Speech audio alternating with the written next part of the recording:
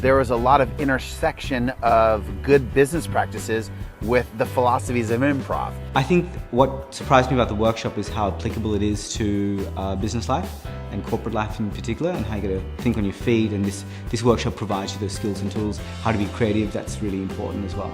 Analysis paralysis, where you're thinking so much in your head and you keep judging each little idea that you're never giving yourself the ability to just voice something. Trying to get my head out of just being around right-brained, regimented control in terms of the work that you do. We just get into this humdrum of reading the Harvard Business Review, say for example, or a business textbook. Here it really expands your mind to think differently about existing problems. The idea of divergent thinking and convergent thinking, which happens innately in an improv scene because we've created an environment where we have freedom and liberty to express our opinions. Rather than shutting down an idea immediately, you just absorb everything and then pick out the best parts. Something that I learned in the course that I would definitely take out back into daily life is the concept of the yes and, just building on other people's ideas. I can always try to build on top of what other people have said,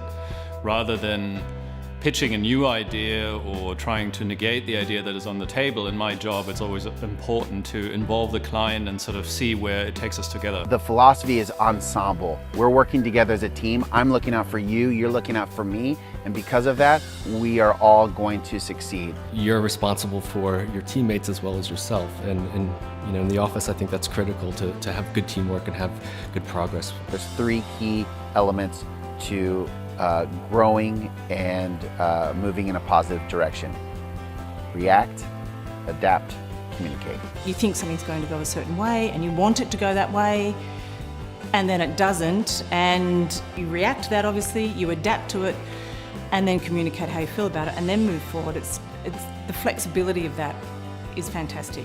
One of the statements that was made about specificity kills ambiguity, and that's really helpful for communication and giving people something to work with. I definitely learned how to be a better communicator, to be clearer and more impactful with the things I talk about. Really reinforcing the value of building empathy and understanding and listening and connecting with people genuinely.